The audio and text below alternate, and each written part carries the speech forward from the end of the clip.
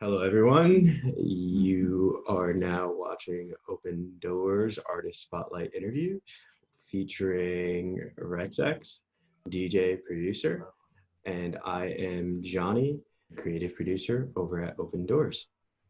So, how are you today, bro? I'm good. How are you? I'm doing really well. I'm glad to have you here today. Man, So, I'm excited. So yeah, cool. thank you for coming on and chatting with us.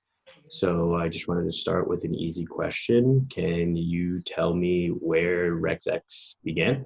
So essentially, I just kind of remember, finally getting like a decent laptop, and I was making a SoundCloud, and I was just like, dude, what would I like name myself, right? Like, I don't know what I would name myself, and I just was like, well, all I know is like that this electronic music like felt really like spiritual and very deep. So I was just like, okay, I just started thinking about things that I felt like were super unique to me that I felt like was unique to me. So I was like, dude, okay, I've loved like dinosaurs ever since like I could remember. Like I knew what a pachycephalosaurus was at like 3 years old. So like I was just like, okay, cool. Like I remember getting like this Tyrannosaurus Rex um, toy, this like Jurassic Park toy um, from like my father figure at the time. There's like this cool like Polaroid like picture of like him handing me this like T-Rex like Jurassic Park brand, and I'm like stoked. I'm like, dude, what? This is so cool. So I came up with the name because um, Tyrannosaurus Rex, like translated into like, like nerd terms, is essentially like ruler of the jungle, a king of all lizards, the king of, the lizard world, pretty much. But just, essentially just like, being some sort of, just like powerful, like, and I didn't that's know there was a something. nerd translation for that, by the way. I wouldn't even say nerd translation. It's just if you Google it and the scientific definition of what's the meaning of Tyrannosaurus Rex versus what is a Tyrannosaurus Rex. Like, like all words are derived from, Mhm. so and so. But anyways, that's a whole nother conversation.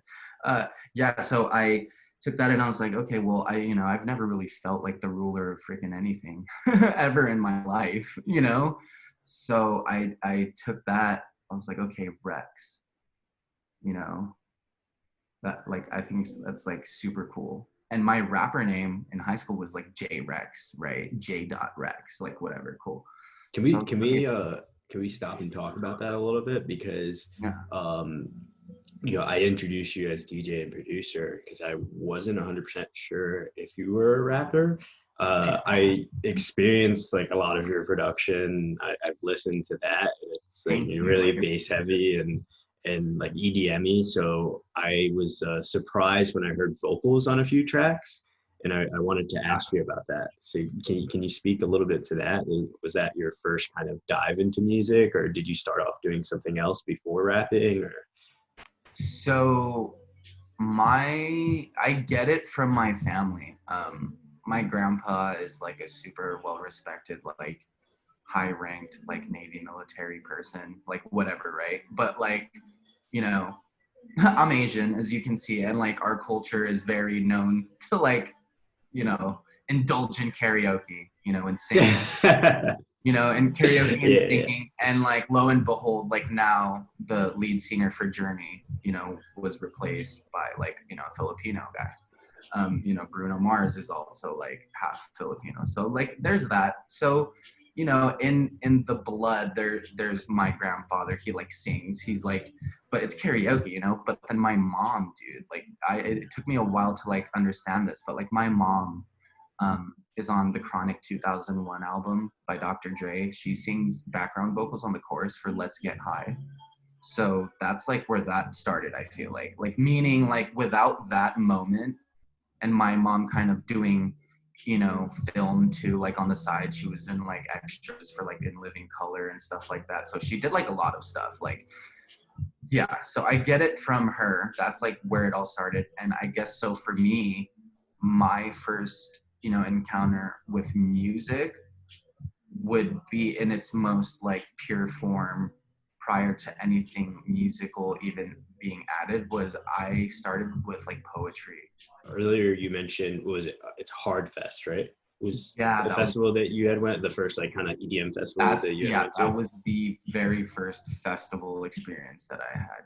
Yeah. And then was it like from that point on that you really decided you wanted to make EDM music? Like I know you said that No, kind of so turned from you on to that EDM point music. on, it was mainly like for soul searching purposes because I was in a community college, like in the process of transferring to like UCLA because I like wanted to be like in the NBA at one point in life. In the NBA, really? No, really, dude. I was really good in basketball, and if you don't know this already, the Philippines is like really huge on basketball. Like they're about it, dude. And like the PBA is like a thing, and like Yeah, they no, have I like know. I do know that. So, yeah, okay, then yeah. yeah, So like that was like a thing. Like, dude, in like school, I was like 12 years old. I used to play this game where I'd always, dude, I'd have like the whole school like out, and I'd be like, yo, like, do you want me to make it all net or off the backboard? And I like got it almost all the time. And I was yeah. convinced, dude, that like when I moved back to the States, I was like, dude, I want to do the NBA. But I didn't make the high school team because my fundamentals were off. So there was Yeah. that. Yeah, I only ask because it's just like it's not very often. Like, yeah, there's artists that are into sports and stuff, but it's just not very often that you hear an artist who's like, yeah, actually, I wanted to do sports before I did art. Not that they don't exist; they definitely do exist, even at the Oh higher no, higher level. dude. But Yeah, I wanted to be in the NBA, and then when I didn't make it into like the high school team, I was like, well, maybe I can be like a dancer. Like, because it's like I was living in the Philippines a lot. So, this is me like finding my, identity, how to like stand out in like this American culture where like, bro, you know how weird it was to go to public school and go to school and get there and be like, dude, why is everyone dressed like they're going to a party? Like I didn't understand. No, like I didn't understand that. Like everyone had freshest clothes. Like it being in the Philippines, everyone had uniform. Like all this stuff, and like now you're in like just you don't need uniform, and I'm like, whoa, dude. Like these kids my age have like all these piercings, like necklaces. Like I'm like, yo, what is like, dude? This is kind of cool. So yeah, I, trying to find myself, I was like, all right, if I'm not gonna make it in basketball and that's literally my whole life right now, like I'm like, dude, like I want to dance maybe, but I didn't even get accepted into that either, man. So I was like, okay, ended up doing the music. so but how was it that you went into so you were saying you were trying to do the MBA thing, and then how is it that like electronic music per Yeah, se so like came into play?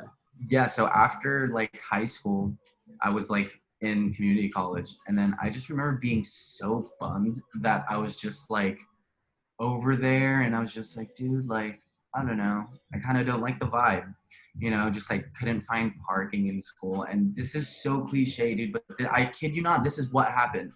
I found this crazy song, it was like the first dubstep song I found. It was like by Must Die, and it was like the coolest thing ever.